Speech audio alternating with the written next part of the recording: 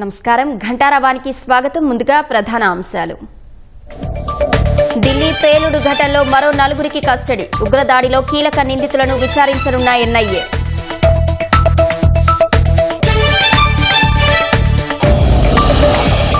అక్రమాస్తుల కేసులో 6 ఏళ్ల తర్వాత నాంపల్లి సిబిఐ కోర్టుకు జగన్. రోడ్లపై రప్పారప్ప బ్యానర్లతో వైసీపీ శ్రేణులు హల్చల్. కల్తీ నెయ్యి కేసులో వైవి సుబ్బారెడ్డిని ప్రశ్నిస్తున్న సిట్. చిన్న అప్పన్న వాంగ్మూలంతో లోతుగా విచారణ.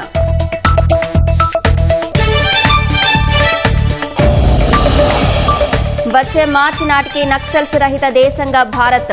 మారేడుమిల్లి ఎన్కౌంటర్లు పోలీసు బలగాల విజయమన్న డీజీపీ.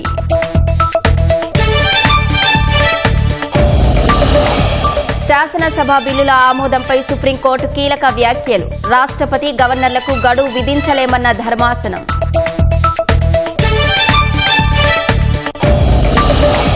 బీహార్లో కొలువుదీరిన కొత్త ప్రభుత్వం. సీఎంగా 10వ సారి నితీష్ కుమార్ ప్రమాణం.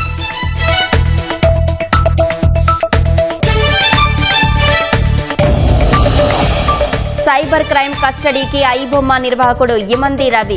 పైరసీ కేసులో 5 రోజులు ప్రశ్నించనున్న పోలీసులు.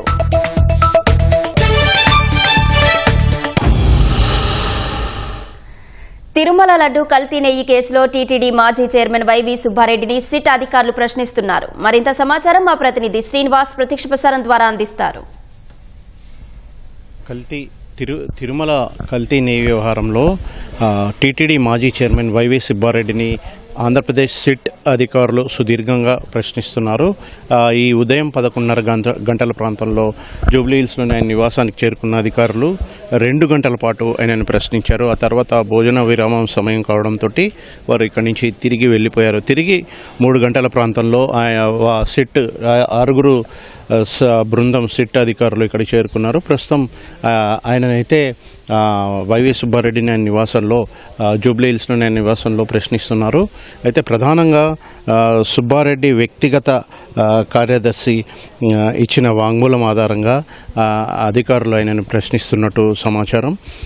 ఇప్పటికే సుబ్బారెడ్డి వ్యక్తిగత కార్యదర్శిని అరెస్ట్ చేసిన సిట్ అధికారులు ఆయన కస్టడీలోకి తీసుకుని విచారించారు. ఆ విచారణలో ఆయన ఇచ్చిన వాంగ్మూలం ఆధారంగా సుబ్బారెడ్డిని ప్రశ్నిస్తున్నారు. ఇందుకు సంబంధించి ఒక ప్రశ్నావళిని రూపొందించి ఆ మేరకు వైవి సుబ్బారెడ్డిని ఈ విషయంలో ప్రశ్నిస్తున్నట్టు సమాచారం. అయితే ప్రధానంగా కల్తీ నెయ్యి వ్యవహారంలోనే విచారణ మొత్తం కొనసాగుతోంది. ఈ విషయంలో అంటే కల్తీ నెయ్యి విషయంలో ఎంత మేరకు అంటే కాంట్రాక్టర్ వద్ద నుంచి ఏ మేరకు ముడుపులు అందాయి, మొత్తం ఆయన ఏ విధంగా ముడుపులు తీసుకున్నారు, అంటే సుబ్బారెడ్డికి తెలిసే ఈ విషయం మొత్తం ఈ వ్యవహారం మొత్తం కొనసాగిందా లేదా ఏ విధంగా జరిగింది, ఏ విధంగా ఈ విషయంలో అక్రమాలు చోటు చేసుకున్నాయనే విషయంలో అయితే ప్రస్తుతం సిట్ అధికారులు లోతుగా విచారిస్తున్నారు. విచారణ ఇంకా కొనసాగుతున్న పరిస్థితి. మరికొంతసేపు పాటు కూడా సిట్ అధికారులు సుబ్బారెడ్డిని విచారించే అవకాశం ఉంది.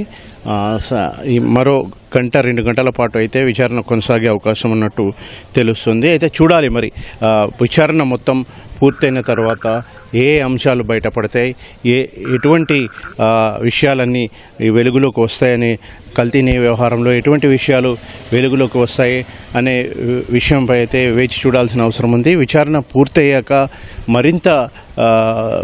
మరిన్ని విషయాలు స్పష్టమయ్యే అవకాశం ఉన్నట్లు తెలుస్తుంది. ఇది ప్రస్తుతం అయితే వైవి సుబ్బారెడ్డి నివాసం వద్ద తాజా పరిస్థితి. Over to you.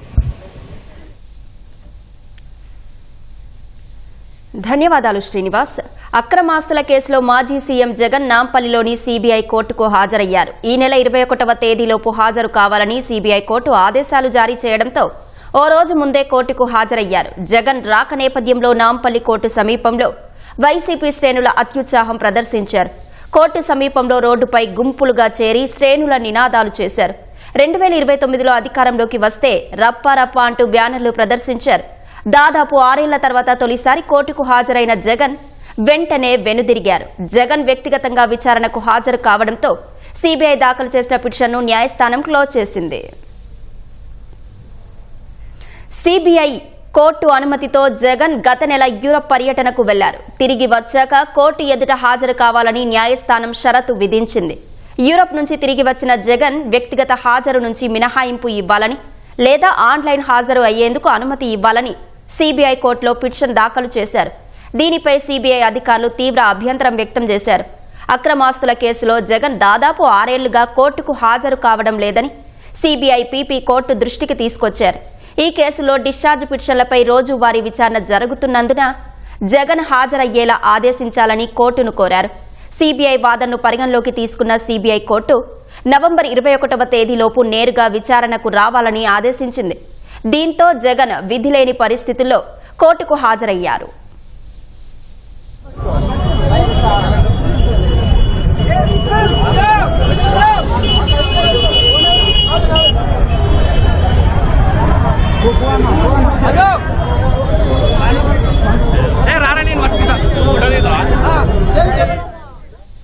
అక్రమాస్తుల కేసులో వైసీపీ అధ్యక్షుడు మాజీ సీఎం జగన్ 2013 సెప్టెంబర్ నుంచి బెయిల్పై ఉన్నారు. దాదాపు 6 ఏళ్ల తర్వాత జగన్ వ్యక్తిగతంగా నాంపల్లిలోని సీబీఐ కోర్టుకు వచ్చారు. సీఎం హోదాలో 2020 జనవరి 10న జగన్ సీబీఐ కోర్టుకు విచారణకు హాజరయ్యారు. జగన్ సీఎం అయ్యాక కోర్టు ఎదుట వ్యక్తిగత హాజరు నుంచి మినహాయింపు కోరారు. ముఖ్యమంత్రిగా ఉన్న సమయంలో పనుల పేరుతో వ్యక్తిగత హాజరు నుంచి మినహాయింపు పొందారు. ఇప్పుడు అధికారం కోల్పోయాక కూడా వ్యక్తిగత హాజరు నుంచి మినహాయింపు కోరడంతో జగన్ అభ్యర్థనను సీబీఐ అధికారులు తీవ్రంగా వ్యతిరేకించారు. రోజువారీ విచారణ జరుగుతున్నందున హాజరు కావాల్సిందేనని వాదించడంతో ఖచ్చితంగా హాజరు కావాల్సిందేనని సీబీఐ కోర్టు ఆదేశించింది. దీంతో సీబీఐ ఈడీ కేసులో నిందితుడిగా ఉన్న జగన్ కోర్టుకు హాజరయ్యారు.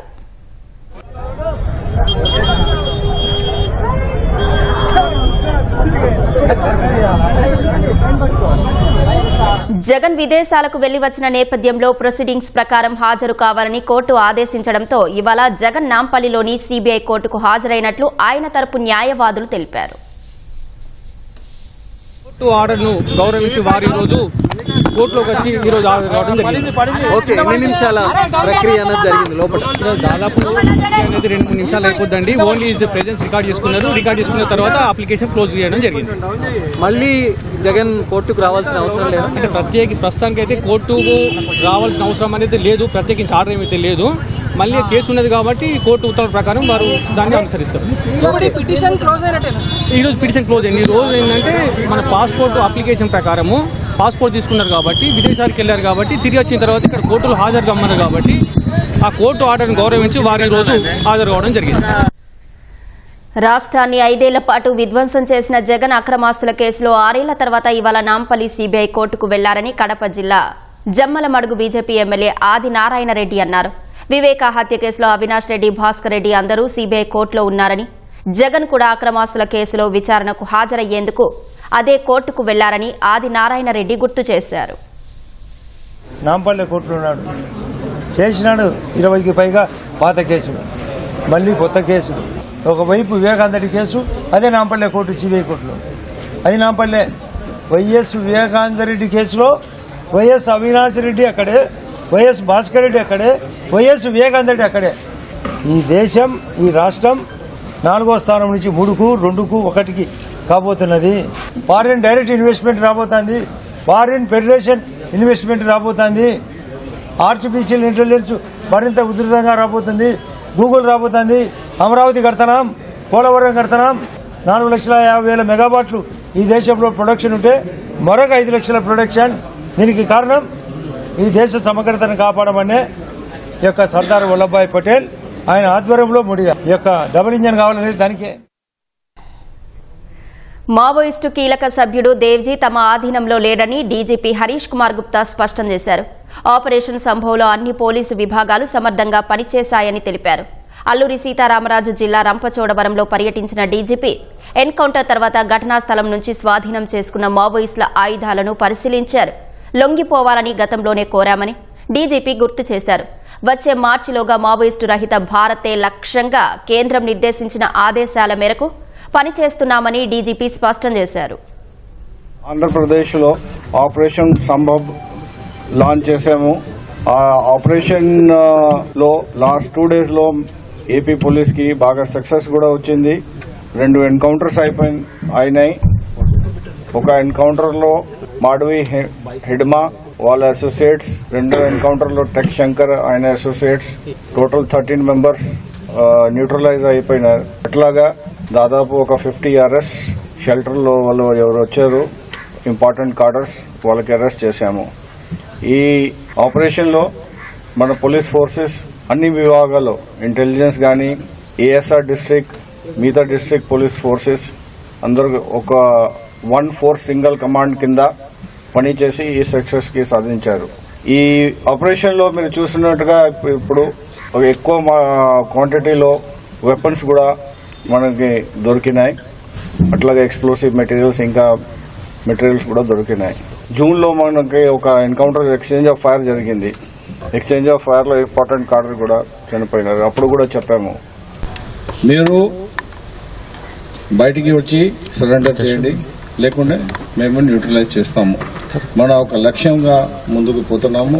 గవర్నమెంట్ ఆఫ్ ఇండియా మనకి ఒక టార్గెట్ ఇచ్చింది మార్చ్ 26లో.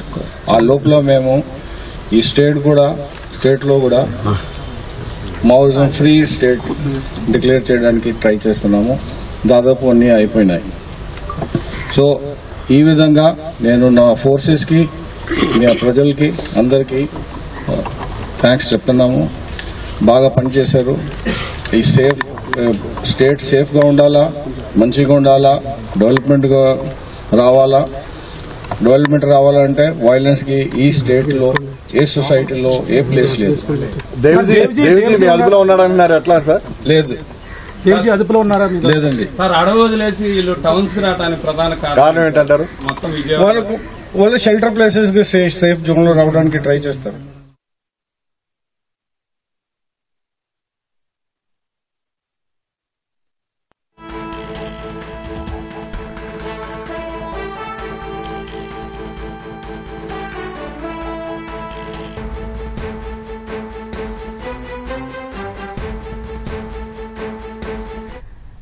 రాష్ట్రపతి ద్రౌపది ముర్ము తిరుపతిలోని తిరుచానూరు ఆలయాన్ని సందర్శిస్తున్నారు. ప్రత్యక్ష ప్రసారం ద్వారా చూద్దాం. ఓం శ్రీ పద్మావతీ దేవ్యై నమః. ఓం శ్రీ పద్మావతీ దేవ్యై నమః.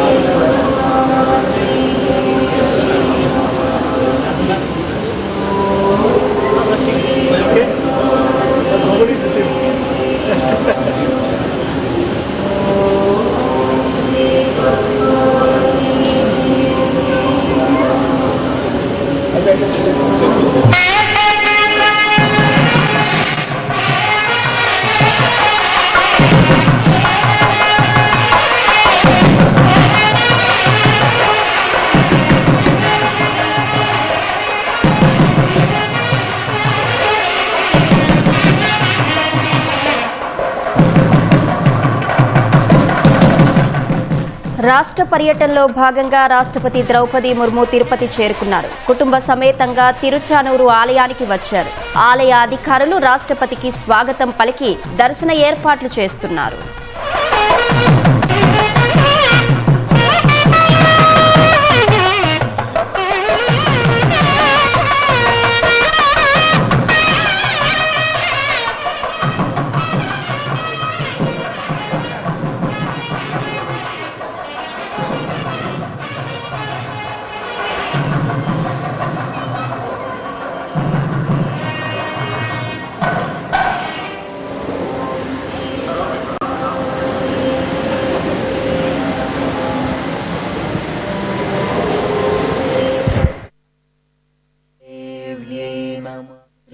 पद्मावती देव्यै नमः।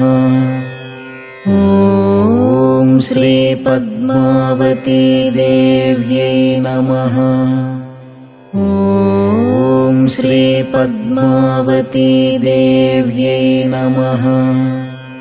ॐ श्री पद्मावती देव्यै नमः। ॐ श्री पद्मावती देव्यै नमः। ॐ श्री पद्मावती देव्यै नमः। ॐ श्री पद्मावती देव्यै नमः। ॐ श्री पद्मावती देव्यै नमः। ॐ श्री पद्मावती देव्यै नमः। ॐ श्री पद्मावती देव्यै नमः। ॐ श्री पद्मावती देव्यै नमः। ॐ श्री पद्मावती देव्यै नमः। ॐ श्री पद्मावती देव्यै नमः। ॐ श्री पद्मावती देव्यै नमः। ॐ श्री पद्मावती देव्यै नमः। ॐ श्री पद्मावती देव्यै नमः। ॐ श्री पद्मावती देव्यै नमः। ॐ श्री पद्मावती देव्यै। ధాన్యం అమ్మిన 4 గంటల్లోనే రైతులకు నగదు జమ చేస్తున్నట్లు పౌర సరఫరాల శాఖ మంత్రి నాదెండ్ల మనోహర్ తెలిపారు. గుంటూరు జిల్లా తాడేపల్లి మండలం చిర్రావూరు, ప్రాటూరులో ధాన్యం కొనుగోలు కేంద్రాలను మంత్రి పరిశీలించారు. కొనుగోళ్లలో అధికారులు నిర్లక్ష్యంగా వ్యవహరిస్తే చర్యలు తప్పవని హెచ్చరించారు. 17% లోపే తేమ ఉండాలనేది కేంద్రం పెట్టిన నిబంధన అని, దాన్ని మాత్రమే అమలు చేస్తున్నామని స్పష్టం చేశారు. మిల్లర్లు అక్రమాలకు పాల్పడితే అనుమతులు రద్దు చేస్తామన్నారు.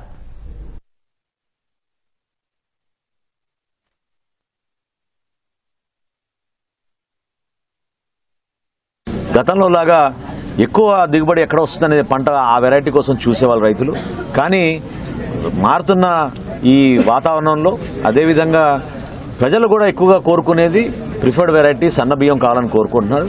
దానికి అనుగుణంగా రైతు రంగం కూడా మారితే తప్పకుండా ప్రభుత్వం మీ వెంటనే ఉంటుందనే ఒక నమ్మకం, ఒక భద్రత, ఒక భరోసా మా ప్రభుత్వం నుంచి, కూటమి ప్రభుత్వం నుంచి గౌరవ ముఖ్యమంత్రి గారు చంద్రబాబు నాయుడు గారు, అదేవిధంగా గౌరవ ఉప ముఖ్యమంత్రి గారు పవన్ కళ్యాణ్ గారు ఇచ్చిన సూచనలతోటి ఈ కార్యక్రమం ద్వారా 51 లక్షల మెట్రిక్ టన్నుల ధాన్యం, ఇది ఒక చరిత్ర రాష్ట్రంలో మేము సేకరించబోతున్నాం.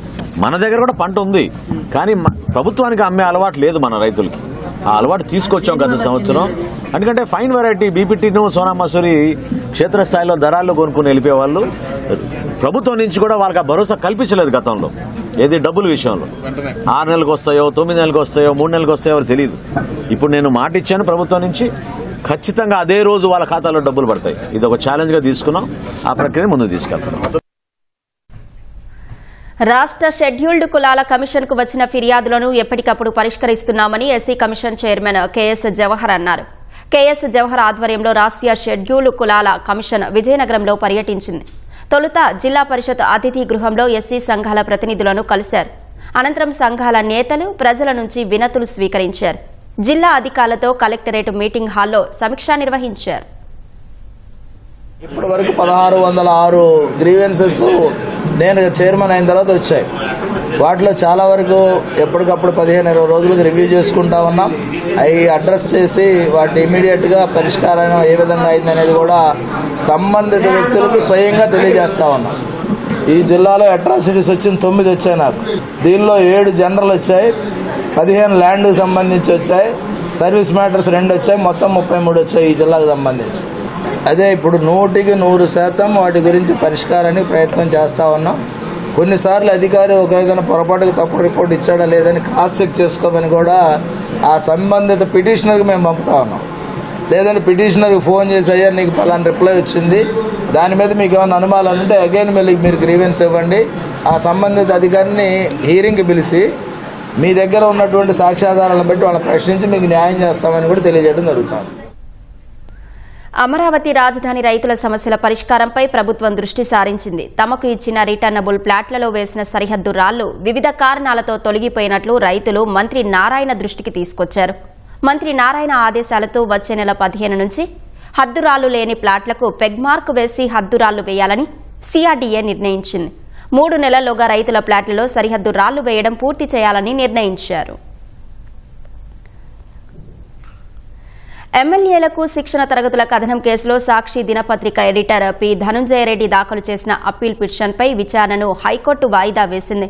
ఎమ్మెల్యేలకు శిక్షణ తరగతుల పేరుతో ప్రజాధనాన్ని వృధా చేశారని సాక్షిలో కథనం రావడంతో ఆ పత్రికకు శాసనసభ ప్రివిలేజ్ కమిటీ సెక్రటరీ జనరల్ నోటీసులు ఇచ్చారు. ఆ నోటీసులు రద్దు చేయాలని కోరుతూ సాక్షి ఎడిటర్ దాఖలు చేసిన పిటిషన్ను గతంలో హైకోర్టు సింగిల్ జడ్జి కొట్టేశారు. సింగిల్ జడ్జి ఉత్తర్వులను సవాల్ చేస్తూ సాక్షి ఎడిటర్ ధర్మాసనం ముందు అప్పీల్ దాఖలు చేశారు. ప్రివిలేజ్ కమిటీ ముందు అదనపు మెటీరియల్ దాఖలు చేసేందుకు మరింత సమయం ఇవ్వాలని పిటిషనర్ తరపు న్యాయవాది కోరారు. 2 వారాల్లో అదనపు మెటీరియల్ దాఖలు చేసేందుకు సాక్షి ఎడిటర్ రిపోర్టర్కు న్యాయస్థానం సమయం ఇచ్చింది. ఈ నెల 21న ప్రివిలేజ్ కమిటీ ముందు హాజరై వివరణ ఇచ్చే ప్రక్రియ నుంచి వారికి న్యాయస్థానం మినహాయింపు ఇచ్చింది. ప్రివిలేజ్ కమిటీ ప్రక్రియపై తామేమీ స్టే విధించడం లేదని, తదుపరి చర్యలు కొనసాగించవచ్చని ధర్మాసనం స్పష్టం చేసింది. తదుపరి విచారణను 2 వారాలకు వాయిదా వేసింది. చిత్తూరు జిల్లా కుప్పంలో ముఖ్యమంత్రి చంద్రబాబు సతీమణి NTR trust managing trustee Nara Bhuvaneswari 2వ రోజు విస్తృతంగా పర్యటించారు. కుప్పం మున్సిపాలిటీ పరిధిలోని డీకేపల్లె చెరువులో కృష్ణా జలాలకు జలహారతి ఇచ్చారు. అనంతరం గంగమ్మకు పూజలు చేసి సారె సమర్పించారు. పరమసముద్రం బాలికల గురుకుల విద్యాలయాన్ని సందర్శించారు. విద్యార్థినులతో కలిసి సహపంక్తి భోజనం చేశారు.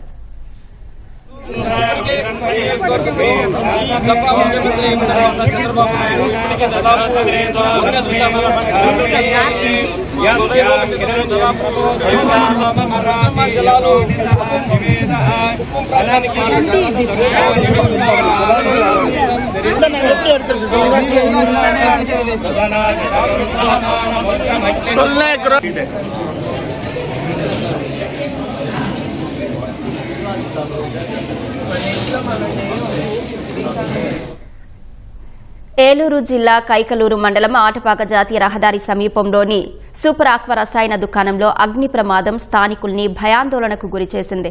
నూతనంగా ఏర్పాటు చేసిన ఆక్వా ల్యాబ్లో వెల్డింగ్ పనులు చేస్తుండగా థర్మకోల్ సీలింగ్కు నిప్పురవ్వలు అంటుకున్నాయి.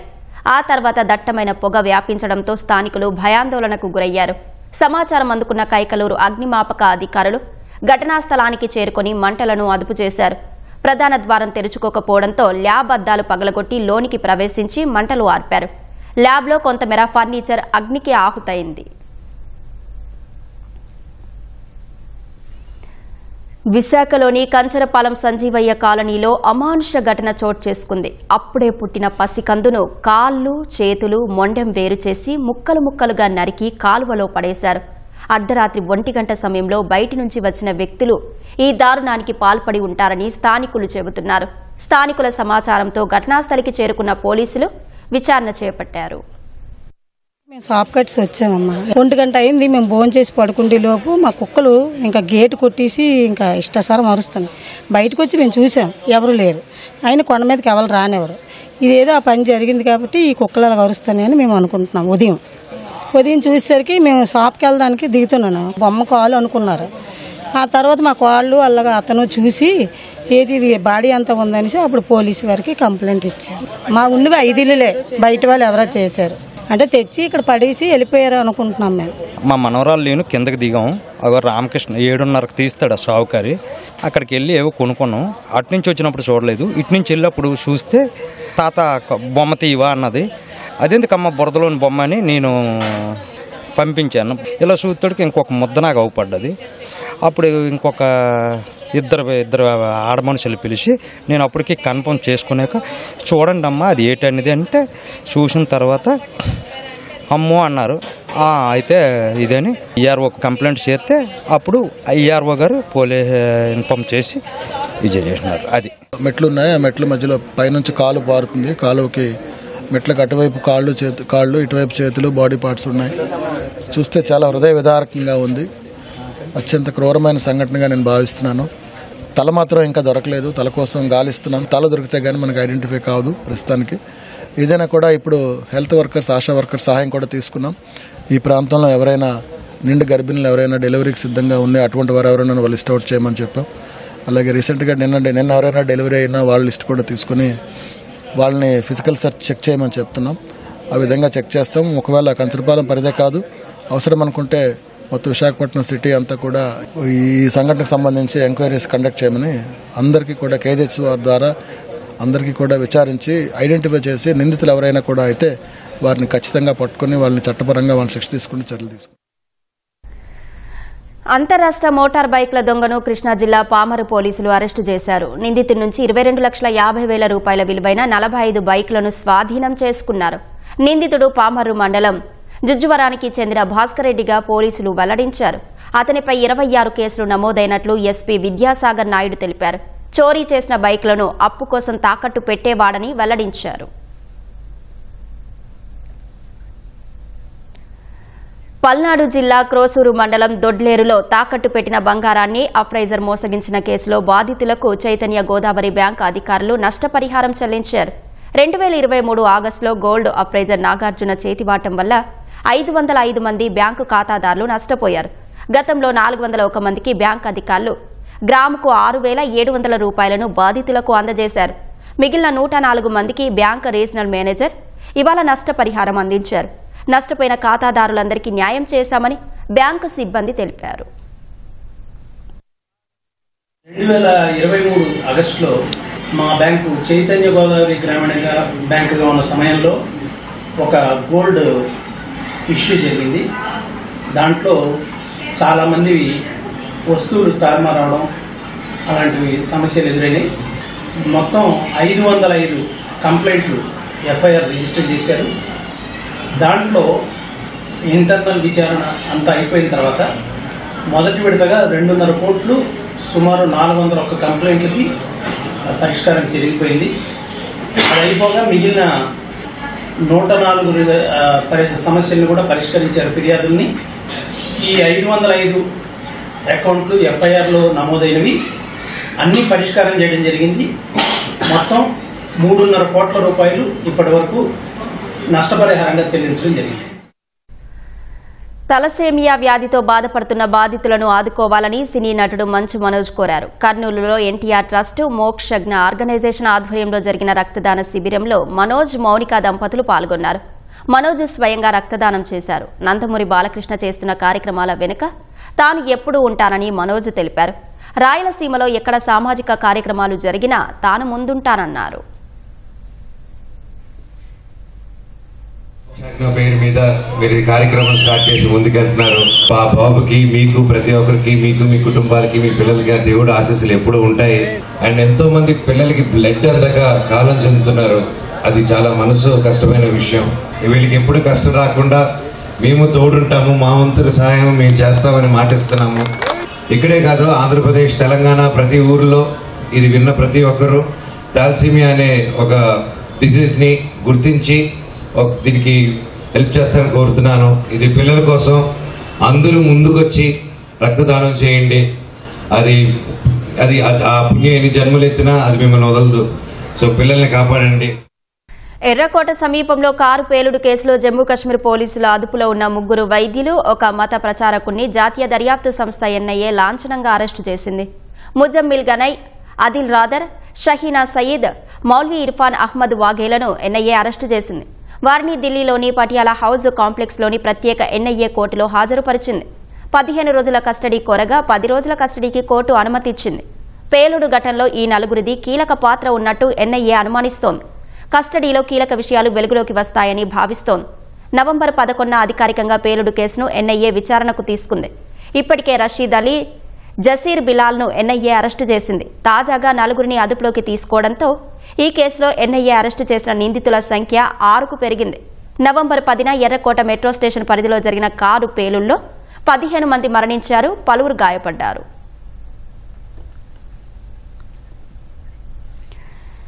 బీహార్లో ఎన్డీఏ ప్రభుత్వం కొలువుదీరింది. జేడీయూ అధినేత నితీష్ కుమార్ రికార్డు స్థాయిలో 10వసారి ముఖ్యమంత్రిగా ప్రమాణం చేశారు.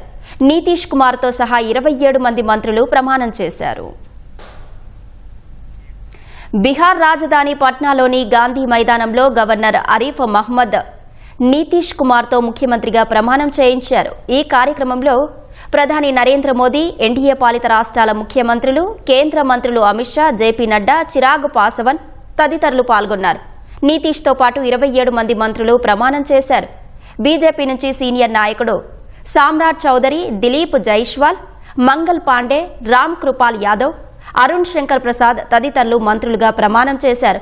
జేడీయూ నుంచి విజయ్ కుమార్ చౌదరి, బిజేంద్ర ప్రసాద్ యాదవ్, స్టోవన్ కుమార్, లేసి సింగ్, సునీల్ కుమార్ల చేత గవర్నర్ అమాత్యులుగా ప్రమాణం చేయించారు. ఎల్జేపీ రామ్ విలాస్ పాస్వాన్ నుంచి 2, రాష్ట్రీయ లోక్ మోర్చాకు చెందిన 1, హిందుస్థాన్ అవామ్ మోర్చా నుంచి 1 మంత్రులుగా ప్రమాణం చేశారు. ముఖ్యమంత్రి మంత్రుల ప్రమాణం అనంతరం ప్రధాని మోదీ గామ్చా స్టైల్లో తువాలు ఊపుతూ శ్రేణుల్లో జోష్ నింపారు.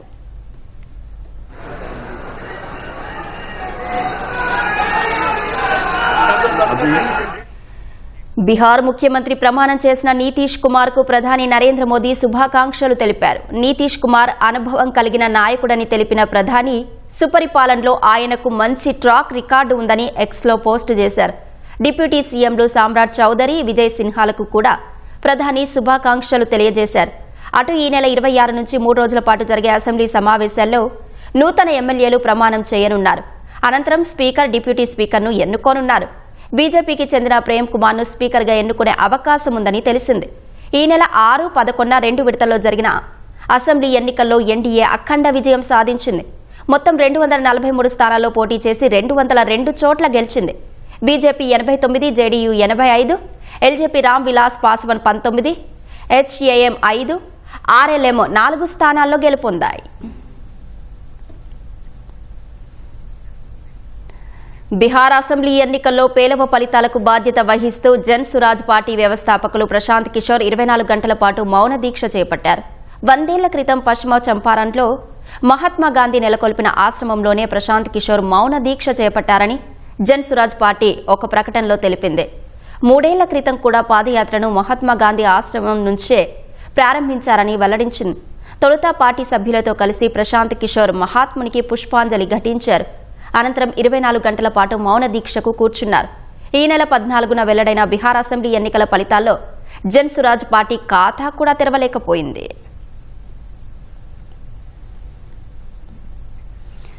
ఫార్ములా ఈ కార్ రేసింగ్ కేసులో తెలంగాణ మాజీ మంత్రి కేటీఆర్ ను ఏసీబీ విచారించేందుకు ఆ రాష్ట్ర గవర్నర్ జిష్ణుదేవ్ వర్మ అనుమతించారు. ఈ కేసులో ఇప్పటికే ఏసీబీ విచారణకు కేటీఆర్ పలుమార్లు హాజరయ్యారు. ఫార్ములా ఈ కార్ రేసింగ్ లో 54,88 నిధుల రూపాయల దుర్వినియోగం జరిగినట్లు ఆరోపణలున్నాయి. ఈ క్రమంలో కేటీఆర్ ప్రాసిక్యూషన్ కు గవర్నర్ అనుమతి కోరుతూ గతంలో తెలంగాణ ఏసీబీ లేఖ రాసింది. ఆయన పాత్రపై సాక్ష్యాలు ఉన్నాయని అందులో పేర్కొంది. ఈ నేపథ్యంలో తాజాగా ఏసీబీ అధికారులకు అనుమతి ఇస్తూ తెలంగాణ గవర్నర్ ఉత్తర్వులు జారీ చేశారు. ఫార్ములా ఈ కార్ రేసింగ్ కేసులో త్వరలోనే ఏసీబీ ఛార్జిషీట్ దాఖలు చేయనుంది. సినిమా పైరసీ వెబ్సైట్ ఐబొమ్మ కేసులో పోలీసులు దర్యాప్తు వేగవంతం చేశారు. నిందితుడు ఇమంది రవిని సైబర్ క్రైమ్ పోలీసులు కస్టడీకి తీసుకున్నారు. రవి నుంచి మరింత సమాచారం రాబట్టే ప్రయత్నంలో 5 రోజుల పాటు అతన్ని ప్రశ్నించనున్నారు. ఐబొమ్మ బొప్పం సైట్లలో అప్లోడ్ చేసిన సినిమాల వివరాలపై ఆరా తీయనున్నారు. రవి బ్యాంకు ఖాతాల ఆధారంగా ఏఏ బెట్టింగ్ యాప్ల నుంచి నిధులు వచ్చాయనే కోణంలో విచారించనున్నారు. ఇమంది రవి వెనుక మరికొందరు ఉన్నట్లు అనుమానం వ్యక్తం చేస్తున్న పోలీసులు ఆ కోణంలోనూ ప్రశ్నించే అవకాశం ఉంది. రాష్ట్రాల శాసనసభలు ఆమోదించి పంపించిన బిల్లులకు సమ్మతి తెలిపే విషయంలో రాష్ట్రపతి గవర్నర్లకు న్యాయస్థానాలు గడువు విధించలేవని సుప్రీంకోర్టు స్పష్టం చేసింది. న్యాయ వ్యవస్థ ఆ బిల్లులకు ఆటోమేటిక్గా ఆమోదం తెలపలేదని పేర్కొంది. సుప్రీంకోర్టు ప్రధాన న్యాయమూర్తి జస్టిస్ బీఆర్ గవాయ్ నేతృత్వంలోని 5 న్యాయమూర్తుల ధర్మాసనం ఈ మేరకు ఏకగ్రీవంగా తీర్పు ఇచ్చింది. అయితే బిల్లుల ఆమోదంలో సుదీర్ఘకాలం జాప్యం జరిగినా అందుకు కారణం వివరించలేకపోయినా సుప్రీంకోర్టు పరిమిత స్థాయిలో జోక్యం చేసుకుంటుందని తేల్చి చెప్పింది. రాష్ట్రాల శాసనసభలు ఆమోదించి పంపించిన బిల్లుల ఆమోదంపై రాష్ట్రపతి గవర్నర్లకు గడువు విధింపుపై సుప్రీంకోర్టు కీలక వ్యాఖ్యలు చేసింది. బిల్లుల ఆమోదంపై రాష్ట్రపతికి గవర్నర్లకు స్పష్టమైన గడువు విధించలేమని సుప్రీంకోర్టు స్పష్టం చేసింది. సుప్రీంకోర్టు ప్రధాన న్యాయమూర్తి జస్టిస్ బీఆర్ గవాయ్ నేతృత్వంలోని 5 సభ్యుల ధర్మాసనం ఈ మేరకు తీర్పు ఇచ్చింది. ఆర్టికల్ 200 కింద గవర్నర్ తగిన ప్రక్రియను పాటించకుండా బిల్లులను నిలిపివేయడం సమాఖ్యవాద ప్రయోజనాలకు విరుద్ధమని ధర్మాసనం పేర్కొంది. తమిళనాడు బిల్లుల అంశంలో రాష్ట్రపతి గవర్నర్లకు న్యాయస్థానం గడువు విధించడంపై దేశ ప్రథమ పౌరురాలు ద్రౌపది ముర్ము సంధించిన 14 ప్రశ్నలపై విచారణ జరిపిన సుప్రీంకోర్టు రాజ్యాంగ ధర్మాసనం ఈ మేరకు స్పష్టత ఇచ్చింది. బిల్లులను ఆమోదించే విషయంలో గవర్నర్లకు 3 ఎంపికలు మాత్రమే ఉంటాయని సుప్రీంకోర్టు స్పష్టం చేసింది. బిల్లులకు ఆమోదం ఇవ్వడం లేదా పునః పరిశీలన కోసం పంపడం లేదంటే రాష్ట్రపతికి పంపాలని తేల్చి చెప్పింది. ఇవి తప్ప ఆర్టికల్ 200 కింద గవర్నర్ ముందు మరో ప్రత్యామ్నాయం లేదని కోర్టు స్పష్టం చేసింది. తమిళనాడు బిల్లుల విషయంలో ఏప్రిల్ 8న ఆ రాష్ట్ర గవర్నర్ వద్ద పెండింగ్ లో ఉన్న బిల్లులకు జస్టిస్ జేబీ పార్దీవాలా నేతృత్వంలోని ద్విసభ్య ధర్మాసనం మంజూరు చేసిన డీమ్డ్ అసెంట్ ను సుప్రీంకోర్టు పక్కన పెట్టింది. ఆ ఆమోదం రాజ్యాంగ అధికారం విధులను స్వాధీనం చేసుకోవడమేనని వ్యాఖ్యానించింది. రాష్ట్రాల శాసనసభలు ఆమోదించి పంపిన బిల్లుల విషయంలో సుప్రీంకోర్టు జోక్యం చేసుకోరాదని ధర్మాసనం పేర్కొంది. అయితే బిల్లుల ఆమోదంలో గవర్నర్ల వద్ద సుదీర్ఘకాలం జాప్యం జరిగినా అందుకు కారణం వివరించలేకపోయినా నిరవధికంగా బిల్లులను నిలిపివేస్తే సుప్రీంకోర్టు పరిమిత స్థాయిలో జోక్యం చేసుకోవచ్చని పేర్కొంది. బిల్లుల ఆమోదంలో రాష్ట్రపతికి సంబంధించి కూడా ఇదే తరహా పరిమితి స్వేచ్ఛ సుప్రీంకోర్టుకు ఉంటుందని తెలిపింది. రాష్ట్రపతికి గవర్నర్లు పంపిన బిల్లుల అంశంలో ఆర్టికల్ 143(1) ప్రకారం సుప్రీంకోర్టును ప్రతిసారి న్యాయ సలహా కోరలేరని స్పష్టం చేసింది. శాసనసభలు 1-2 సార్లు ఆమోదించిన బిల్లులను గవర్నర్లు ఆమోదం తెలపకుండా కాలయాపన చేయడం, రాష్ట్రపతి పరిశీలనలో ఉన్నవి తీవ్ర జాప్యానికి గురికావడంపై ఈ ఏడాది ఏప్రిల్లో సుప్రీంకోర్టు సంచలన నిర్ణయం తీసుకుంది. గతంలో ఎన్నడూ లేని విధంగా ఈ అంశంలో గవర్నర్ రాష్ట్రపతికి గడువు విధించింది. గరిష్టంగా 3 నెలల్లో ఆ బిల్లులను ఆమోదించడమో తిప్పి పంపడమో చేయాలని justice JB Pardiwala, justice R Mahadevan ధర్మాసనం నిర్దేశించింది. ఈ తీర్పుపై రాజ్యాంగ అధికరణం 143(1) ప్రకారం తనకున్న అధికారాన్ని వినియోగిస్తూ రాష్ట్రపతి ద్రౌపది ముర్ము మే నెలలో 14 ప్రశ్నలతో సీజేఐకి లేఖ రాశారు. రాష్ట్రపతి విచక్షణ అధికారాల పరిధిలోకి వచ్చే రాష్ట్రాల బిల్లులకు ఆమోదం తెలిపే అంశంలో న్యాయస్థానం గడువు విధించడం ఎంతవరకు న్యాయసమ్మతమో తెలపాలని కోరారు. ఈ లేఖపై సీజేఐ నేతృత్వంలోని రాజ్యాంగ ధర్మాసనం అన్ని పక్షాల వాదనలు నమోదు చేసింది. ఇప్పుడు రాష్ట్రపతి, గవర్నర్లకు గడువు విధించలేమంటూ తీర్పు వెలువరించింది. దేశవ్యాప్తంగా మావోయిస్టులు హింసా మార్గాన్ని వదిలి ప్రధాన స్రవంతిలోకి వస్తున్నారని రాష్ట్రపతి ద్రౌపది ముర్ము అన్నారు. కేంద్ర రాష్ట్ర ప్రభుత్వాలు సమన్వయంతో పనిచేస్తూ వామపక్ష తీవ్రవాద నిర్మూలనను సాధ్యం చేస్తున్నాయని చెప్పారు. ఛత్తీస్గఢ్లోని అంబికాపూర్లో నిర్వహించిన జన్ జాతీయ గౌరవ్ దివస్ కార్యక్రమంలో రాష్ట్రపతి పాల్గొన్నారు. ఈ కార్యక్రమంలో ఛత్తీస్గఢ్ గవర్నర్ రామన్ డేకా, ముఖ్యమంత్రి విష్ణుదేవ్ సాయి సైతం పాల్గొన్నారు. ఈ సందర్భంగా మాట్లాడిన ద్రౌపది ముర్ము గిరిజన సమాజాలు ఇతర సామాజిక సమూహాలతో దశల వారీగా ముందుకు సాగాలని సూచించారు. గిరిజన వీరుల మార్గాలను అనుసరించడం ద్వారా ఛత్తీస్గఢ్ ప్రజలు వికసిత భారత నిర్మాణానికి అమూల్యమైన సహకారం అందిస్తారనే నమ్మకముందని రాష్ట్రపతి ద్రౌపది ముర్ము పేర్కొన్నారు. మహిళల సాధికారతతోనే దేశ అభివృద్ధి సాధ్యమని చెప్పారు. కుటుంబానికి, సమాజానికి ఇన్నేళ్లు దూరమై విలువైన కాలాన్ని వృధా చేసినట్టు ఛత్తీస్గఢ్లో లొంగిపోయిన పలువురు మావోయిస్టులు పేర్కొన్నారు. జనజీవన స్రవంతిలోకి వచ్చిన మావోయిస్టుల కోసం ఛత్తీస్గఢ్ ప్రభుత్వం జగదల్పూర్లో ప్రారంభించిన కాఫీ కేఫ్లో పనిచేస్తున్నట్టు చెప్పారు. ఈ కేఫ్కు పండుమని పేరు పెట్టారు. గోండీ భాషలో పండుగ అని దీని అర్థం. బస్తర్ సాంస్కృతిక మూలాలను ప్రతిబింబించే ఈ పేరుకు ప్రతి కప్పు ఓ కథ చెబుతుంది అనే ట్యాగ్ లైన్ జోడించారు.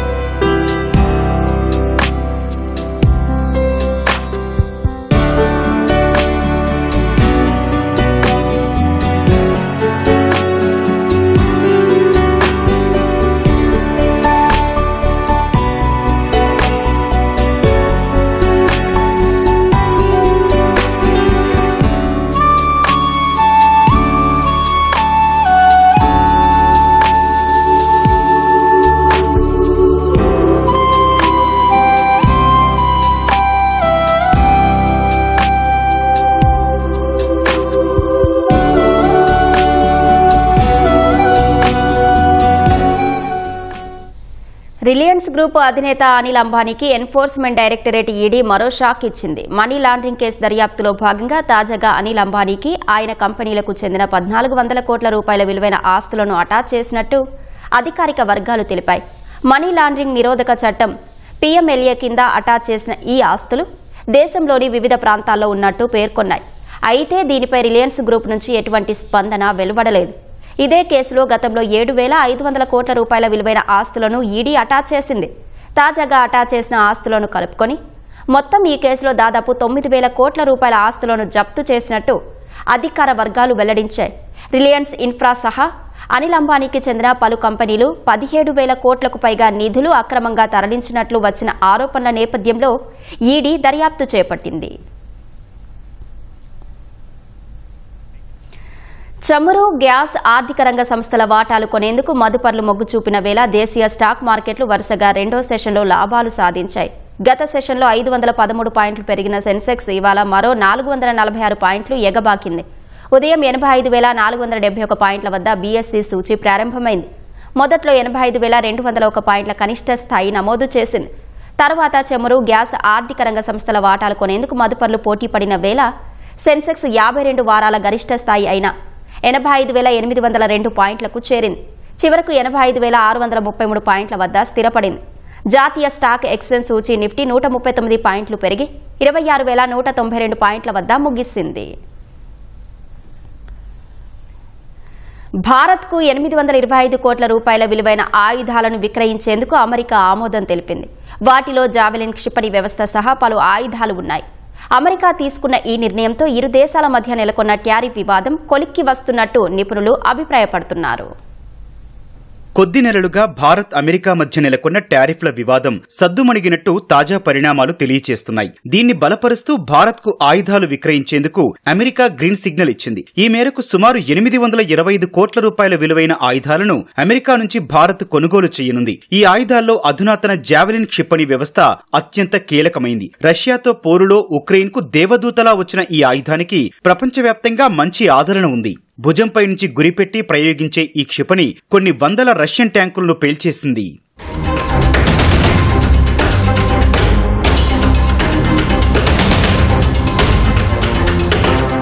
శత్రు ట్యాంకులపైకి భుజంపై నుంచి ప్రయోగించగల ఈ వ్యవస్థలో 3.7 అడుగుల క్షిపణి, disposable launch tube, command control unit ఉంటాయి. వాస్తవానికి ట్యాంకు విధ్వంసకర ఆయుధాన్ని ప్రయోగించిన ప్రదేశం నుంచి పొగ, వేడి వెలువడతాయి. ప్రత్యర్థులు హీట్ సెన్సర్లతో వాటిని గుర్తించి ప్రతిదాడి చేసే ప్రమాదం ఉంది. అయితే జావెలిన్ లో మాత్రం అందుకు భిన్నంగా తొలుత ట్యూబ్ నుంచి ఓ మోటార్ క్షిపణిని బయటకు కొంత దూరం విసురుతుంది. అనంతరం క్షిపణి మోటార్ పనిచేసి లక్ష్యం వైపు దూసుకెళ్తుంది. ఆ క్షిపణిని కంప్యూటర్తో సైనికులు నియంత్రిస్తారు. ఫలితంగా జావెలిన్ ను ఎక్కడి నుంచి ప్రయోగించారో ఖచ్చితంగా శత్రువుకు అర్థం కాదు. కవచాలను ఛేదించి ట్యాంకును ధ్వంసం చేసేలా క్షిపణిలో 2 దశల్లో పేలుడు పదార్థాలను అమర్చారు. తొలి దశలో కవచాన్ని ఛేదించి ఆ తర్వాత దశలో వార్ హెడ్ ట్యాంకును ధ్వంసం చేస్తుంది. వీటిని అమెరికాకు చెందిన రక్షణ రంగ దిగ్గజాలు రేథియాన్, లాక్హీడ్ మార్టిన్ సంస్థలు అభివృద్ధి చేశాయి.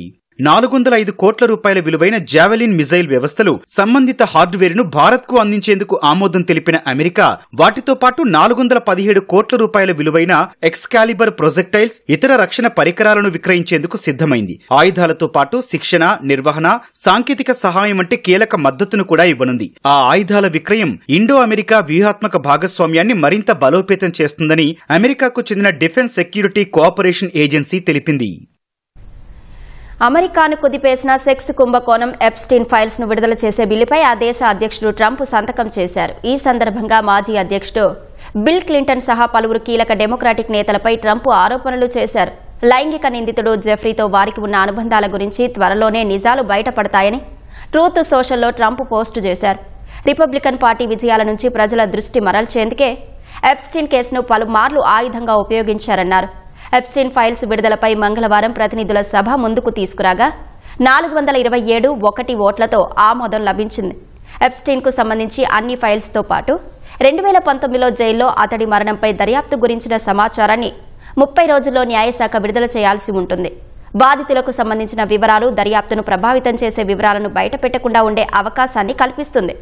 పేద, మధ్యతరగతి బాలికలు, యువతులకు భారీ మొత్తం ఆశ చూపించి ఇళ్లకు పిలిపించి అఘాయిత్యాలకు పాల్పడేవాడనేది ఎప్స్టీన్పై ప్రధాన ఆరోపణ. 2019లో జైల్లో ఉండగానే ఎప్స్టీన్ అనుమానాస్పద స్థితిలో మరణించాడు. ఎప్స్టీన్ కేసు ఫైల్స్లో ట్రంప్ పేరు కూడా ఉందని గతంలో ప్రచారం జరిగింది. ఎప్స్టీన్తో పరిచయం ఉన్నప్పటికీ ట్రంప్ ఎలాంటి తప్పు చేయలేదని వైట్ హౌస్ స్పష్టం చేసింది. అమెరికా అధ్యక్షుడు డొనాల్డ్ ట్రంప్ కుమారుడు ట్రంప్ జూనియర్ ఆగ్రాలోని తాజ్మహల్ ను సందర్శించారు. తన స్నేహితులతో కలిసి తాజ్మహల్ ముందు ఫోటో దిగారు. ట్రంప్ జూనియర్ పర్యటన సందర్భంగా అధికారులు కట్టుదిట్టమైన భద్రతను కల్పించారు. ఈ నెల 21, 22 తేదీలో రాజస్థాన్లోని ఉదయపూర్లో జరిగే ఓ భారతీయ అమెరికన్ వ్యాపారవేత్త కుమారుడి వివాహంలో పాల్గొనేందుకు ట్రంప్ జూనియర్ భారత్కు విచ్చేశారు. అమెరికా సీక్రెట్ సర్వీసెస్ కు చెందిన ఓ బృందం ఇప్పటికే ఉదయపూర్కు చేరుకుని ఏర్పాట్లను సమీక్షిస్తున్నట్లు తెలిసింది. ఉదయపూర్లోని లీలా ప్యాలెస్లో ట్రంప్ జూనియర్ విడిది చేయనున్నట్లు తెలిసింది. ఈ వివాహ మహోత్సవానికి అనేక మంది రాజకీయ నేతలు, వివిధ రంగాల ప్రముఖులు కూడా హాజరు కానున్నారని జాతీయ మీడియా పేర్కొంది. సముద్రయాన్ మిషన్ ద్వారా మహాసముద్రాల అన్వేషణకు భారత్ సిద్ధమైంది. 2026 జనవరిలో స్వదేశీ సాంకేతికతతో నిర్మించిన 28 టన్నుల మానవ సహిత సబ్ మెర్సిబుల్ ను చెన్నై తీరంలోని 500 మీటర్ల లోతులో ప్రయోగాత్మకంగా ప్రయోగించనుంది. జాతీయ మహాసముద్ర సాంకేతికత ఇన్స్టిట్యూట్ కు చెందిన 2 శాస్త్రవేత్తలు మత్స్య 6000 అనే సబ్ మెర్సిబుల్ ను నడపనున్నారు. సముద్రయాన్ ప్రాజెక్టులో భాగంగా సాగర గర్భంలోని రహస్యాలను ఛేదించేందుకు ఈ ప్రయోగం కీలకం కానుంది. ఈ ప్రాజెక్టు కింద మనుషులను సముద్ర గర్భంలోని 6000 మీటర్ల లోతుకు సబ్ మెర్సిబుల్ ద్వారా పంపనున్నట్లు ప్రాజెక్టు డైరెక్టర్ బాలాజీ రామకృష్ణన్ తెలిపారు. ఇప్పటి వరకు ఈ సాంకేతికత America, Russia, China, Japan, France వద్ద మాత్రమే ఉంది. సముద్రంలో ఖనిజాలు, ఇంధనం, జీవ వైవిధ్యం, వనరులు పుష్కలంగా ఉంటాయి. భారత్కు చాలా పొడవైన తీరరేఖ ఉన్న వనరులను అన్వేషించే పూర్తి సామర్థ్యం లేదు. ఈ నేపథ్యంలో సముద్రయాన్ ప్రాజెక్టును ప్రభుత్వం చేపట్టింది.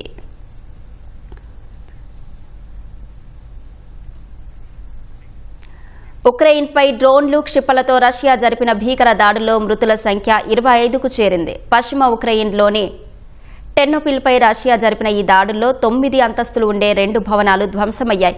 భవనాల్లో మంటలు భారీగా వ్యాపించి 3 చిన్నారులు సహా 19 మంది సజీవ దహనమయ్యారు. 15 మంది చిన్నారులు సహా 73 మంది ఉక్రెయిన్ పౌరులు గాయపడ్డారు. ఘటనా స్థలికి చేరుకున్న అగ్నిమాపక సిబ్బంది మంటలను అదుపు చేశారు. శిథిలాల్లో చిక్కుకున్న పలువురిని రక్షించారు. క్షతగాత్రులను సమీప ఆసుపత్రులకు తరలించి చికిత్స అందిస్తున్నారు. టెర్నోపిల్పై 476 డ్రోన్లు, 48 క్షిపణులను రష్యా ప్రయోగించగా అందులో 10 క్షిపణులను అడ్డుకున్నట్లు ఉక్రెయిన్ వైమానిక దళం తెలిపింది. ఐరోపా దేశం చెక్ రిపబ్లిక్లో ఎక్స్ప్రెస్ రైలు ప్రయాణికుల రైలు ఢీకొని 57 మంది గాయపడ్డారు. ఈ ప్రమాదం ఉదయం 6 గంటల సమయంలో సెస్కే బుడజోవిస్ నగరానికి సమీపంలో జరిగినట్టు అధికారులు తెలిపారు. సమాచారం అందగా హుటాహుటిన సహాయక సిబ్బంది రెస్క్యూ ఆపరేషన్లో పాల్గొన్నట్టు చెప్పారు. గాయపడ్డ వారిని సమీపంలోని ఆసుపత్రులకు తరలించి చికిత్స అందిస్తున్నట్టు పేర్కొన్నారు. క్షతగాత్రుల్లో 5గురి పరిస్థితి విషమంగా ఉన్నట్టు తెలుస్తోంది. ఘటనకు గల కారణంపై దర్యాప్తు జరుగుతోందని అధికారులు తెలిపారు. ఇండోనేషియాలోని జావా ద్వీపంలో అత్యంత ఎత్తైన పర్వతం సుమేరు బుధవారం బద్దలైంది. పెద్ద మొత్తంలో బూడిదను విరజిమ్ముతోంది. ఈ నేపథ్యంలో అక్కడ హై అలర్ట్ ప్రకటించిన అధికారులు పర్వతం సమీపంలో ఉన్న అనేక గ్రామాల ప్రజలను ఖాళీ చేయించారు. రాళ్లతో కూడిన బూడిద, లావా, గ్యాస్ పర్వత శిఖరం నుంచి దాదాపు 7 కిలోమీటర్ల పరిధిలో ఎగసిపడుతోంది. ఫలితంగా 2 కిలోమీటర్ల ఎత్తున గాలిలో ధూళి మేఘాలు కమ్ముకున్నాయని ఇండోనేషియా జియాలజీ ఏజెన్సీ అధికారులు తెలిపారు. పర్వతం అనేక సార్లు బద్దలు కావడంతో లావా వెలువడే అవకాశం ఉందని అధికారులు 2 సార్లు హెచ్చరికలు జారీ చేశారు. తర్వాత అత్యంత అప్రమత్త స్థాయిని జారీ చేశారు. అయితే ఎవరికీ ప్రమాదం జరగలేదని తెలిపారు. లుమాజింగ్ జిల్లాలోని 3 గ్రామాల్లో 300 మందికి పైగా ప్రజలను ఖాళీ చేయించినట్లు వివరించారు. 2021 డిసెంబర్లో మౌంట్ సుమేరు బద్దలైనప్పుడు గ్రామాల్లోకి లావా విరజిమ్మి 51 మంది చనిపోయారు. అనేక మందికి కాలిన గాయాలయ్యాయి. కాకినాడ జిల్లా శంఖవరం మండలం కత్తిపూడిలో కాశీ విశాలాక్షి సమేత విశ్వేశ్వర స్వామి ఆలయంలో 13వ మహాకుంభాభిషేకం వైభవంగా జరిగింది. ఆలయ ప్రాంగణాన్ని రకరకాల పూలతో అలంకరించి ఉత్సవ విగ్రహాలకు ప్రత్యేక పూజలు చేశారు. సప్తనదీ జలాలతో మహాకుంభాభిషేకం చేశారు. ముందుగా 571 మంది మహిళలు తలపై కలశాలతో గ్రామంలో శోభాయాత్రలో పాల్గొన్నారు. అనంతరం ఆలయానికి వెళ్లి మహాకుంభాభిషేకంలో పాల్గొన్నారు. కుంభాభిషేకంలో అర్చకులు 571 కలశాలతో అఖండ కలశ స్థాపన, మహాకుంభ అధిష్టాన దేవత ఆవాహన, మహారుద్ర హోమం, దర్బారు సేవ వంటి కార్యక్రమాలు నిర్వహించారు.